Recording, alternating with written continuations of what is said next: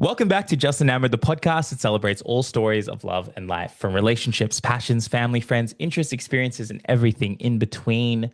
Today's guest is someone special, someone whose story invites us to look beyond survival and what happens after life changes without us even predicting what could ever happen. And Pam is widely recognized as the lady in the mask following the Paddington rail crash, a near fatal event that changed her life in an instant. And what followed was not a neat recovery, but years of rebuilding and profound reorientation of identity. Before the crash, Pam was a successful financial advisor. And after, she became something she never really planned to be, which was a national rail safety campaigner, working directly with investigators, regulators, policymakers to push for accountability and reform, and what persistence to help drive change and to continue to protect passengers today.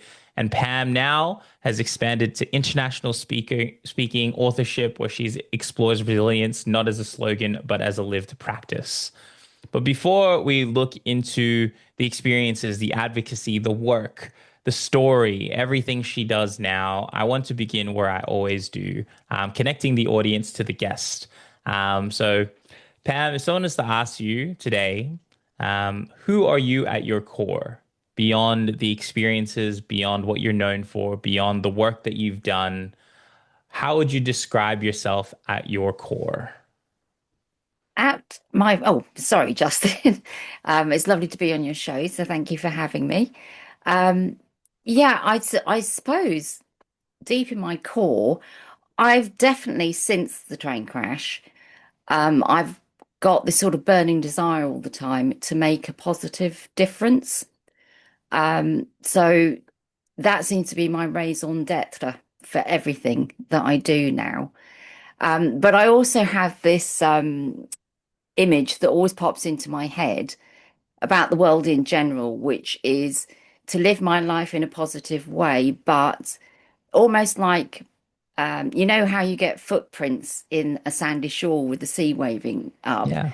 When it is my time to go again, then I always think it would be nice if, just like those footprints on the beach, the sea comes in and then goes away, and my footprints are no longer there. So I'd like to make a difference, but it's not necessary for me to be remembered for it.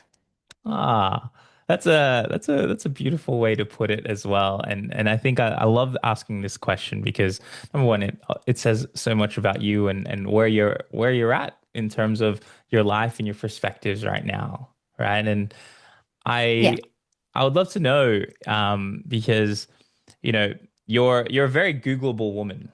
So when I had to do my research for this interview, I typed in your name, and there's so much out there for you. And Oh, did you find all those terrible pictures? Because I it's got almost every single hairstyle I've ever had. it's very Googleable. And yes, I saw the hairstyles. But I guess what I didn't necessarily find, and I would love to start off the conversation with this, was, before the crash, you had this successful career, a clear identity, momentum, like tell us about the woman you were before the train crash.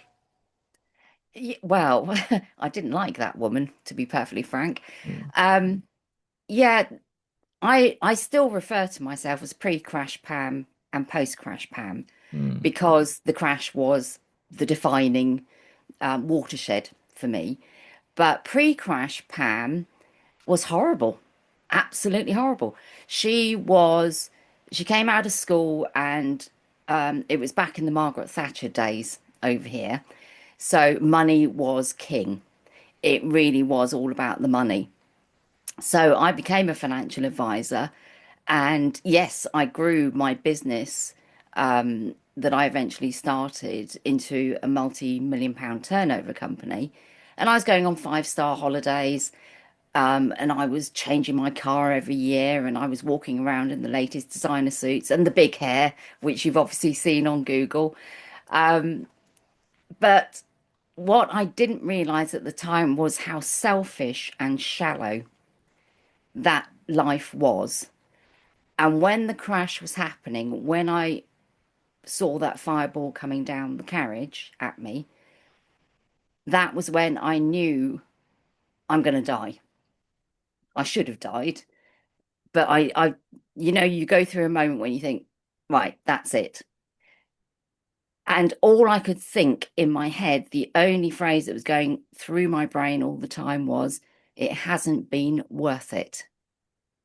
And what I meant by that was the life I've been leading. I didn't have time for family. I didn't have time for friends. It was all about work, making money, and having all these trappings of wealth. So I suppose when I eventually woke up from the coma and was in hospital, I couldn't speak for 3 months because the fire had burnt my vocal cords. So I wasn't able to speak, but I did a lot of thinking. And it was at that time I made myself a promise, which was I would never be that person again. And I would make my life worthwhile. So that's where I completely did an about face. Wow. Thank you. Thank you so much for sharing that as well, and the vulnerable space of reflection. And it gets to this point, the crash happens. Like you said, you woke up from the coma, and you make yourself this promise. And you said you did a lot of thinking. What was that thought process of, like, when when you were thinking about your life and the life that essentially that you wanted to live moving forward? What were the thoughts? What were the things that were coming to mind about, like, the life that you wanted to live now that you've awoken? I suppose the first one was, well, it was to survive. I was very badly burnt. And as I said, I should have died. The doctors had told my family that I wouldn't survive. So my first priority was obviously listening to the doctors, doing as I was told, which I'm not very good at. Um, but yeah, was recovering not just from the physical injuries, but also I had internal injuries as well. So that was first and foremost. But then again, because I couldn't talk, I was sort of trapped in this silent world because my hands were so burnt, I couldn't write either. So there was no way to communicate with people apart from looking at them desperately with my eyes. That was about it. So after I'd gone through the, okay, how am I going to survive this? It then turned into, well, I've come to realize that my life can never go back to the way it was anyway, which is a good thing. But it also meant I had to review things like at that time I was married. Was I really happy within that relationship or not? I also then had to think, okay, there is no, because the doctors had already told me it would take me years to recover from the physical injuries. And most of my full-time job for the next couple of years at least would be getting better from those. So I knew I wouldn't be able to continue my business. So then you basically coming to terms with the fact that that one incident that happened in seconds had effectively ripped up your entire life that you'd built up until that point. And that's when a little bit of panic sets in because you're then sat there going, well, I'm alive, but what am I going to do from here? And that took a lot longer. That took years to work out and develop. And I did a lot of things wrong. I took wrong turnings. I didn't realize at the time, but the mental toll of what had happened would come out as post-traumatic stress disorder, which went undiagnosed for 18 months. So some of my behavior, I would say, wasn't down to my conscious self. It was my subconscious reacting to what had happened to me. And that was a lot harder. And I had to eventually get professional help with it. So there's a lot that goes on in your head, but that overriding reason that I did not want, I wanted to face my maker the next time and be able to say, I've had fun with my life and I've done good things. That became the backbone to everything I then started thinking. Wow. what did that eventuate, once I guess, after the months and months of recovery, you talk about I want to, be proud, I want to, contribute well and I want to have fun. Let's talk about that. Like your life has changed and you reflect on this life that you had and you're like it's not enough and now you're seeking that enough now and that's a really from my perspective, hearing your story, that's a really exciting part of it, right? That's a beautiful part. And I guess how did that what eventuated from that new mindset? What were what like when you were capable and when you had the capacity to, what was the things that brought you joy and fun and excitement and happiness after all of this this tragedy? I actually found, because you do a lot of introspection, Yeah. obviously, as you're going on this journey. And one thing I have discovered about myself is I get bored quite easily. Um, so if I'm doing something and I get bored, I tend to misbehave. I think that's the only way. So either I get bored and then I just go, oh, I can't be bothered doing that anymore. Or I don't know, I just play up a little bit. What I then discovered was I actually enjoy doing five things all at once. It doesn't mean I have to be working like 80 hours a week or anything like that. But what it does mean is if I've got five different little projects on the go, it keeps me engaged. And then if I'm stalling on one or it's getting a bit stale, I then revert to another project that I'm on. Some of it is some of the projects I'm working on even now, some of it's quite dry because I'm still involved with the UK's rail safety systems. And I've had to basically become a public lay engineer. So I've had to learn, do you know, the rail industry over here, it's got so many acronyms, it's ridiculous. But I've had to get used to that sort of. So I've got one project that's quite dry and technical. But then on the other side, I've got a more creative side. So at the moment, I'm narrating an audio book. That to me plays to my creative side.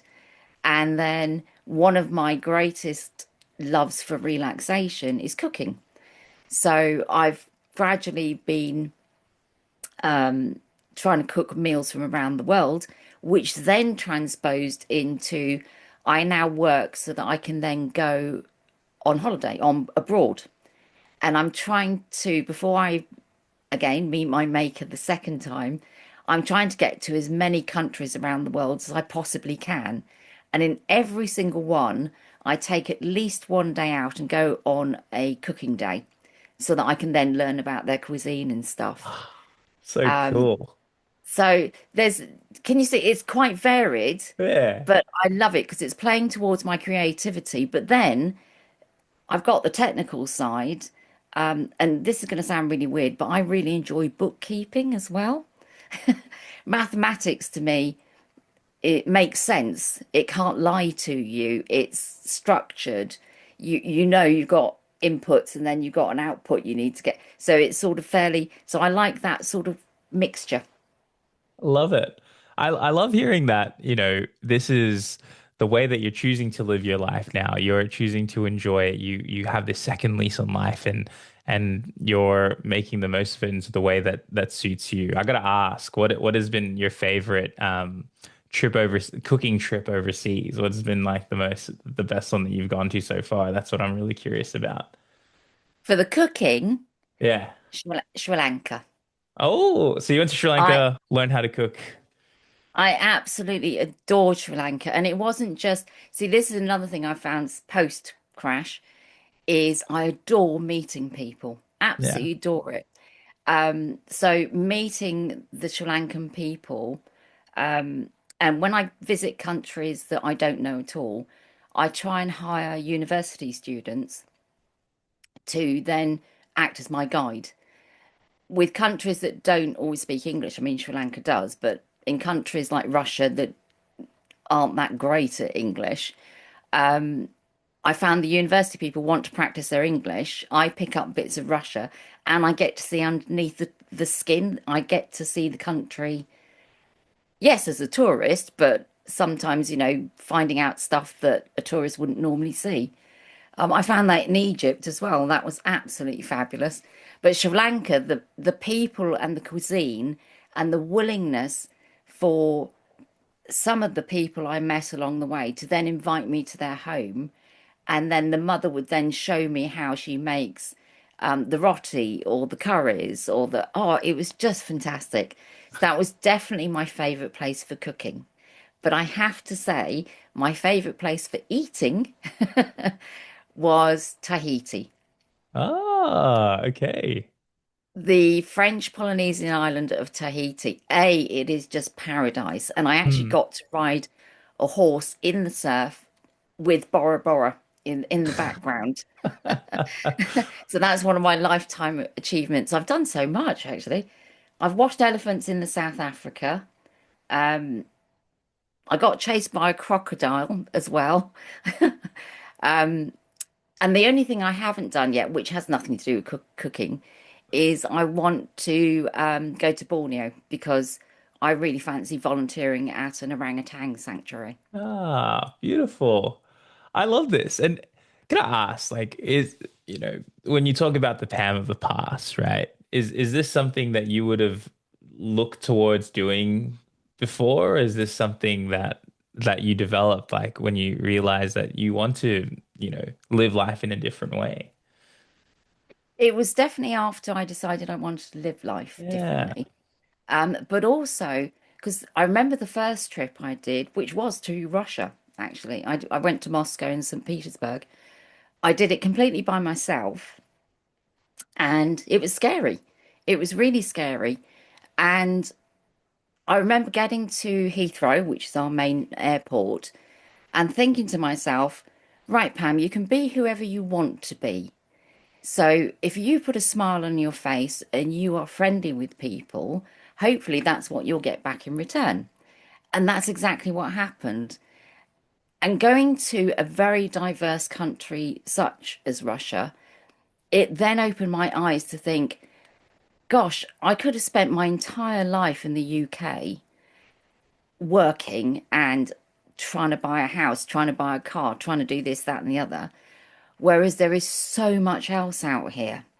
And that's what then, if you like, lit the touch paper of I've got to go to more countries and the more diverse they are. Like, for example, going back to Sri Lanka, I hadn't realized until I got there that 95% of the population are Buddhists. I didn't know, I had a rough idea what Buddhism was, but I didn't know. And I'm not a religious person myself. But I actually had an afternoon sat down with a right honourable, which is what they call their Buddhist monks. And he explained, because I was asking him questions, so he was explaining.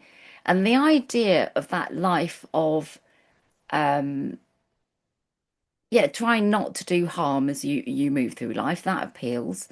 And also the idea of constantly striving to be better, not expecting to reach perfection, but trying to accept that life is changeable and things aren't set in stone and you have to change with them. And at the same time, if you're spreading peace and tranquility out there, then that's a positive outcome for you.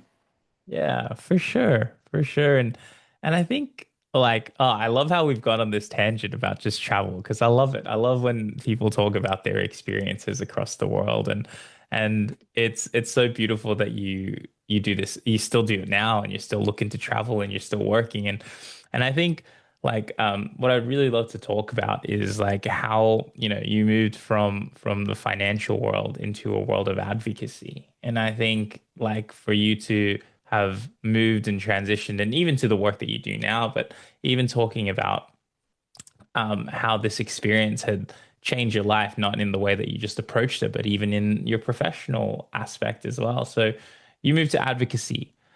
And I guess I wanted to talk to you about is like, what was the moment when you realized like this was the route that you were going to go down in? and this is the path that you wanted to pursue post recovery? I don't think it came down to a realization. It didn't materialize like that. Um, I mean, it initially started while I was recovering because it took me 10 years to recover in the end. Um, but during my recovery, I became curious as to why the train crash had happened in the first place. So that's when, because of how publicly known I'd become in the UK, the government and the rail industry heads were willing to talk to me, partly because they didn't want a PR disaster if they didn't. But I then got to understand what had happened. So, where I'd initially started off angry that the train crash had happened, it quickly changed into I can't change the train crash happening, but what I might be able to change is it ever happening again. So that's why I sort of fell into that, and I continue to do that even after all these days later. Um, but that then led on to me sitting there thinking, okay, so I'm campaigning to try and make the rail system safer, but I can't just sit here and do nothing. But I've got these health issues, so because I'm disabled now, so I've got physical limitations, but I've also got the PTSD, which I'll never get rid of, unfortunately. So I then had to think, okay, what might I do with my time? And I started off by finding a friend who was an event manager, and they took me on as partner because I thought running events, great. It means I work really hard for a set period of time, and then I can take time off to recover and get my health back, and then I can do another one. Well, it wasn't like that at all. My hat's off to any event managers out there. It is such hard work and it doesn't really stop, and you're running all over the place. And when you are running, remember running a black tie do for about 400 people. I was the only sober one there because I was the event manager. And I thought to myself, as I was helping a poor unfortunate who's throwing up in the corner, I thought to myself, I didn't survive a train crash for this. So then it led me to thinking, okay, so still bearing in mind my health, what else could I might do? So I then trained myself, and I sat the Prince 2 qualification to become a project manager. Same reasoning. I can work really hard on a project, but there's a finite end, so I can then recover from it. So I was doing that, and one of the companies I was working at, somebody came up to me and said, "Oh, have you ever considered speaking?" And I went, "Well, people occasionally ask me to go along and make do a talk." And they they turned around to me and said, "Well, you do realize if you get on the speaking circuit, you get paid for doing it." And I went, "No, nobody told me this." So, but again, being the sort of person I am, I thought, okay. So I joined my professional speaking association club because I thought I have no idea what this industry is, so I'll train. And I did, and I found a mentor, and he took me under his wing, and I trained. Took a year out to train to become a professional speaker. So I started running that alongside what I was. So I'm sort of falling into these things for good reasons. Yeah. And then I discovered, actually, I'm quite good at this speaking malarkey, and I thoroughly enjoy it. Every time I'm on stage, the nerves disappear completely, and I really get into it. I get into the groove. And then I remember speaking to we got a union over here called Unison. I was speaking at one of their conferences, and I tend to try and look at some of the audience people because I like to know how the talk is going. And I remember this one woman almost directly in front of me, and she looked at me, and I saw this sort of spark go off in her eyes. And I thought, she's got it. Without the trauma of having to go through a train crash, she just picked up on what I'm trying to explain. That change is actually exciting, that change is an opportunity, that it's a chance to reinvent yourself. And the adrenaline rush I got from that one spark in her eyes, oh, Justin, it was nothing that I've ever experienced before. So now I continue doing that because I want that, partly that adrenaline rush. But if people pick up that one little spark that ignites them into having a more exciting life or really going and achieving their goals, their dreams, then that to me is a huge present back to me. Yeah. You've essentially described teaching. The way that you articulated that the spark moment, the adrenaline rush, it's just like that's what invigorates you, right? Because it's a way to make a positive contribution through your own experiences and story, especially as a speaker. Like you're talking about your own life and your own experiences, and that is the thing that's going to help people. Like how beautiful is that that you can channel, who you are as a person to do those things. And And I've always thought that the audiences I speak to, because I very much design my talk so that I've got them what they might want to hear rather than what I want to tell them. Not everybody will have had, or they may be very lucky that they haven't had any form of disruption or trauma within their lives. In which case, then perhaps what you and I are talking to them about may prepare them. And then there'll be other people that, as I said, it doesn't have to be as traumatic as a train crash and almost losing your life, but it could be like being very unhappy in your job or going through a relationship breakup, or it could be anything. People react in different ways. And when you think about, particularly if you're speaking to hundreds of people all at the same time, all those different stories, they may pick up little nuggets from what you are saying that then helps move them onwards, which is also why every time I give a talk for any company, I hang around afterwards so that the audience can come and talk to me if they want to. And I love listening as soon as I can during the conversation. I say, that's enough about me. Let me hear about you. And uh, then I let them talk to me about what's going on in their lives. that's beautiful. That's beautiful.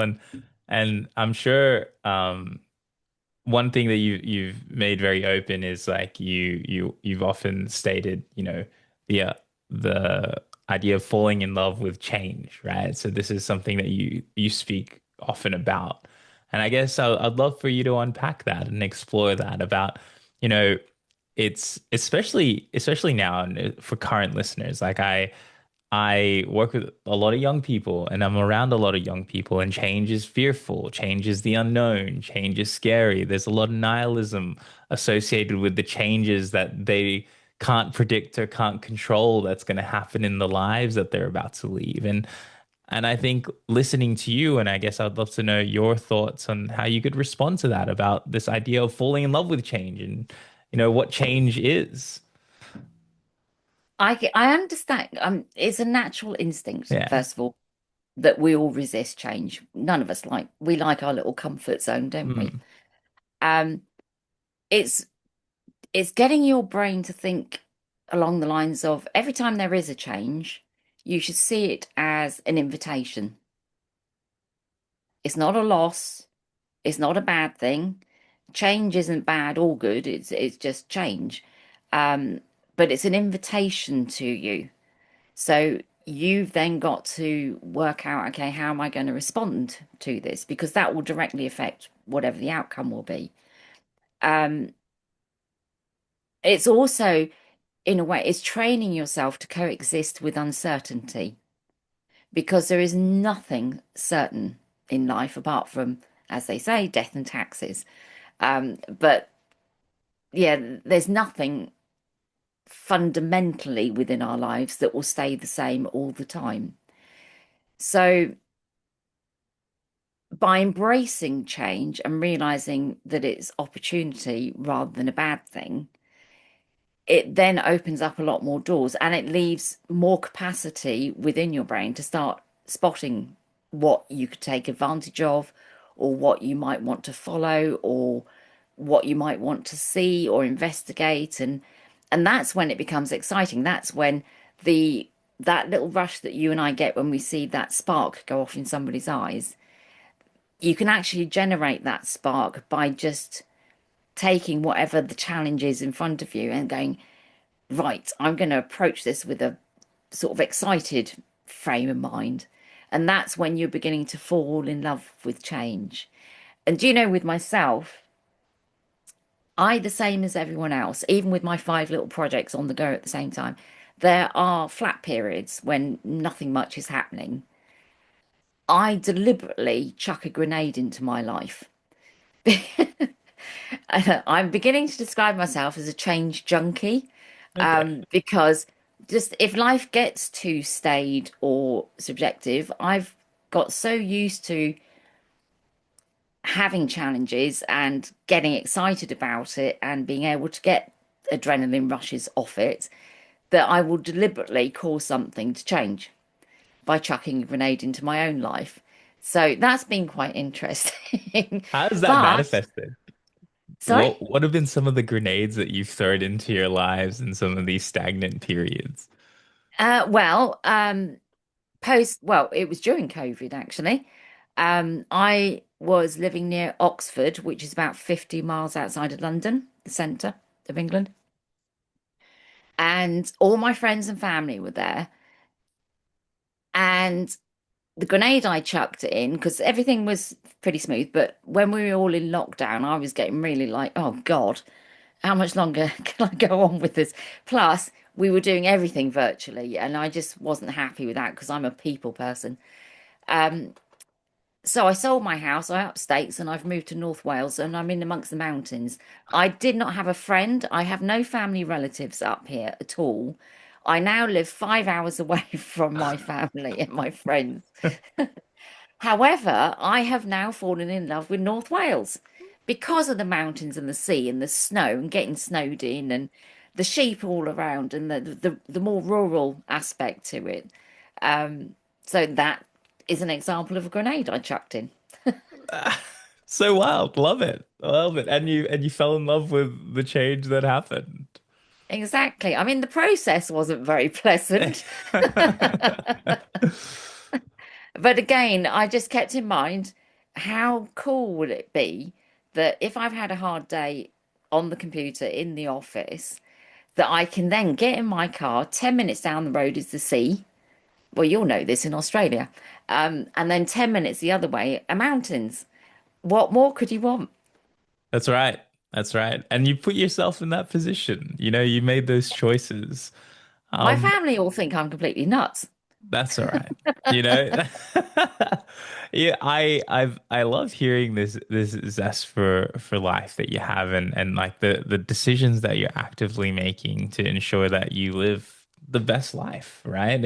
And for someone who, again, you know, you face death and you know that this is like a chance to recorrect and reestablish like a life that you want to live. I guess for any listeners out there who I guess maybe struggle to have that zest or maybe um, you know, kind of get bombarded with the things that really trouble them and maybe can't, make the decisions or have the capacity to see life, I guess, in the way that you view it now. I guess I'd love to get your take on like, well, what is your perspective on the life that you live, and what are the steps that you feel like you've taken to ensure that, each day is something worthwhile and the positions and the situations and the experiences that you give yourself are the ones that you're choosing to have this beautiful life. I know that's a loaded question. It's quite a big question as well. Yeah. But I think the simplest thing, particularly if somebody's struggling, is to realize that, I mean, everything that we've touched on today is very much centered about what your podcast is all about, which is about love. And I suppose again that's something that's come through all the different types of love, because there's hundreds out there. But because life has almost become for all of us survival. We're surviving what happens around us. We're surviving what world leaders might be doing. We are surviving what the planet might be doing. So if we begin to look at love as survival, we can then use that to sustain us, particularly if something hits us where our identity collapses. So if it's something that's really tough and you're beginning to doubt yourself or get that imposter syndrome or have that little monkey on your shoulder saying you're not worth it, you're not good enough, love is what will begin to sustain you.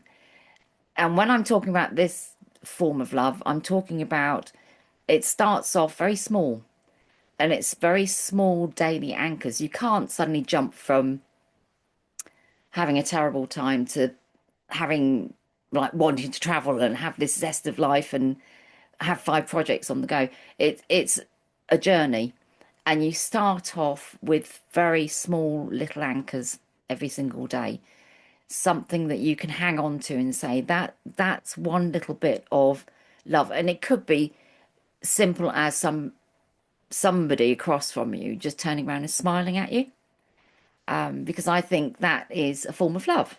It's they may not call it that, and you might not call it that, but it is. And you also have to appreciate that these small acts of love, in my opinion, can come through humor.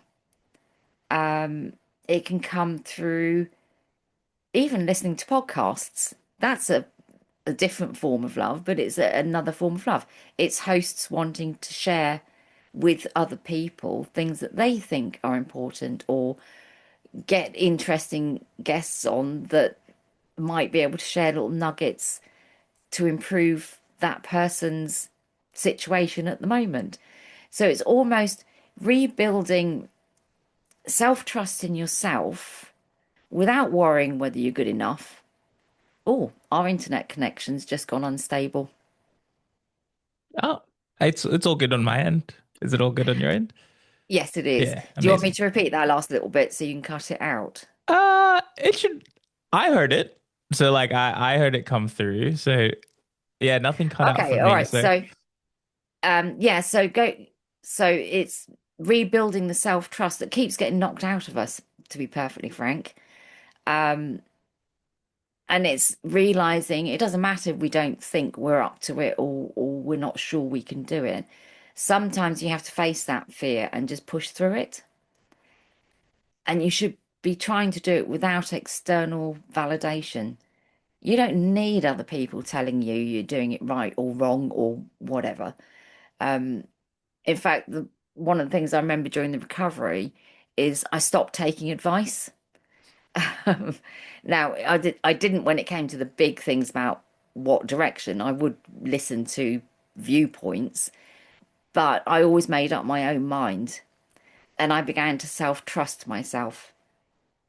And you have to value that about yourself, and you have to value that without worrying about performance or performance targets or what you're heading for. So it is, again, it's very much going inside yourself to work on yourself and strengthen before you can possibly start looking externally and then thinking, okay, what can I change? But once you've got more of that inner peace and comfort with yourself and realize not just your good bits, but your bad bits as well, because I've still got bad bits, I know I have. Um, that's when you can then think of change and think, right, it's not a battle. This for me is actually a love story. So I'm going to relax into it. gosh, so that was beautiful. Thank you so much for such a loaded question. That was such a well articulated answer. I'm listening to this now and I'm like, oh, this is something that I think people are going to get a lot from. This is the nugget, this is the nugget that people are going to be inspired about. So thank you so much for sharing that. Um, Oh, I that's a pleasure. I Did you have feel it? you would have seen me. I'm just smiling here, just listening to you speak. I'm encapsulated by it all. I have one more Yeah. question for you, Pam, before we finish off today.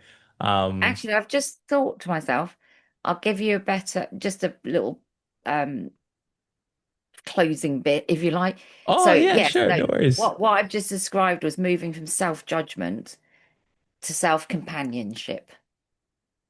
I think that's a good way to put it. Thank you. Might have to use that in my next talk, actually. Self-judgment to self-companionship.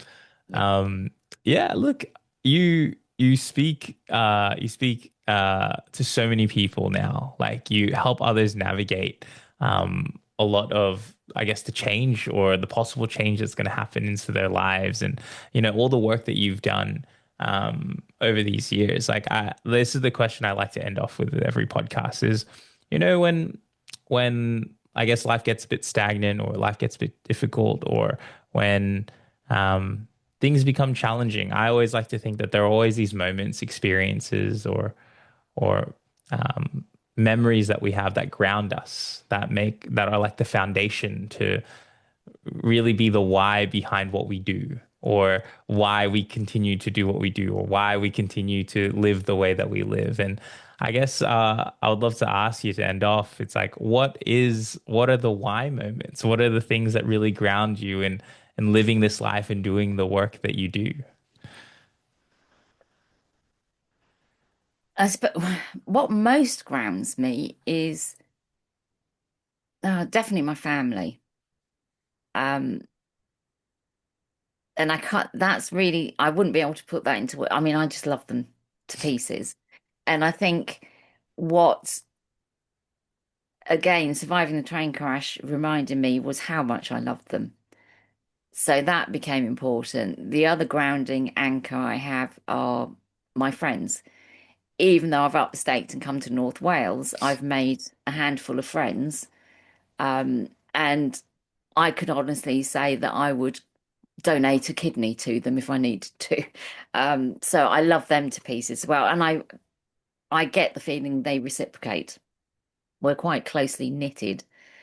Um, Otherwise, I think it's just I'm always reassured that transformation can be gentle, but I have to make it so. I know that isn't quite an anchor, but it's that sort of acceptance. And I'm very quick now when anything happens to me to look at the situation. And I only have two questions ever, which is, can I change it? And if the answer is yes, then I get on and do it. If the answer is no, I tend to dismiss it. So, for example, some of the stuff that gets carried in the news all the time, or all of it, I do scan headlines and I look at stories that may have relevance because obviously you don't want to be uninformed. However, I've always got that. Can I change it? No. Right. I've read it, move on. Yeah, I'm more interested in focusing on what's in front of me, how I'm affecting people around me. Um, and yeah, I mean, there is that little, again, I don't know, lots of people will have this, but where you just want everyone to be happy. And I know that's impossible. But in order to potentially get to that stage for the whole of the human race, we have to take these little steps. And the more of us that are taking these little steps, that for me is still anchored in love and transforming, then I think eventually, probably not in any of our lifetimes, but eventually, the world may get there.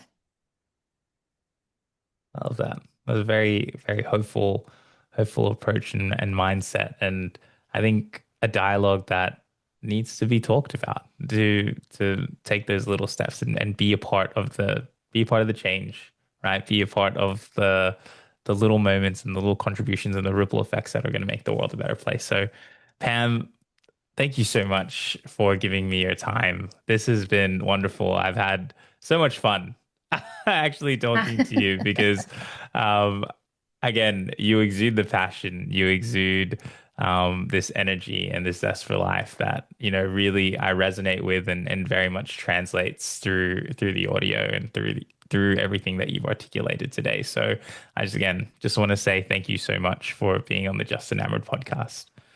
No, thank you. And I hope I send out my love to everyone who's listening as well.